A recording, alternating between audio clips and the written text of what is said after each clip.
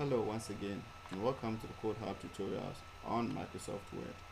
In our previous lesson, we dealt with the interface. Now in this tutorial, we're going to create our first Microsoft Word document. To do that, once you open your Microsoft Word, you can see other options here. We have a blank document which we can use to start our own document. We also have templates which Microsoft has provided for us to give us a quick guideline on how to structure our document. For here, we're going to select a blank document to create a new document for ourselves. So we'll just click on the blank document and then it will open for us. Now, let's look at what we have on this document. We are starting from the very top. On the top bar, we call it the title bar. The title bar contains a lot of options such as the quick access area, the title of the document we are working on, the Microsoft account or user account section, and then the control area. Now, the first thing you will see or your mind should look at is the title of the document. We can see document 1 here, which means that it is our first document or a first untitled document.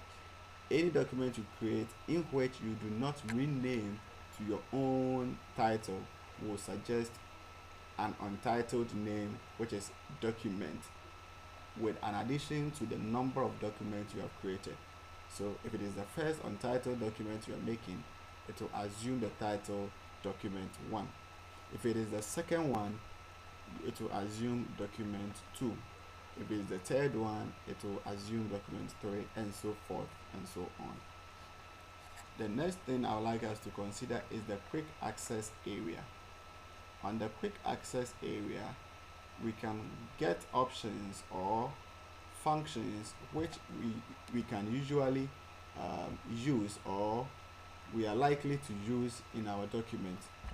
So we can customize our quick access to contain tabs or options that we will use regularly in our document. On the second bar is the standard tools bar. On the standard tools bar, we have tabs like File. The File tab allows us to get access to other options such as Save, Save As, and a lot more. So if we want to get access to it, we will just click on it and then it will open for us. This, in a way, introduces us back to the interface or the home page. Okay, so when we click on the file, we get access to these things. We can see new tab here, open tab here, info here, save, save as, print, share, export, and close also here. There are other options beneath these options. Now, as I said earlier, the new tab allows us to create a new document, whereas the open tab allows us to open a saved document. Now, the info tab here, it gives us an information about the document we have created or we are creating. So when we click on it, it's going to show us the properties of the document. 1, the size is not saved yet. Because we have not done any changes to it, it is not saved yet.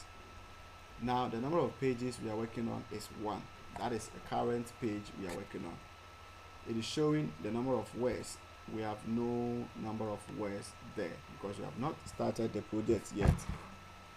We also have total editing time, which in a way is like the number of minutes the software or the document has been created.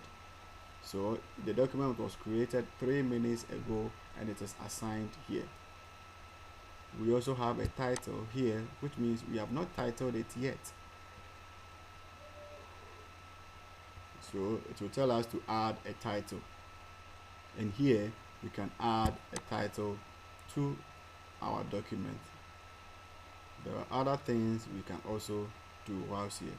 So this is what the info tab brings to us.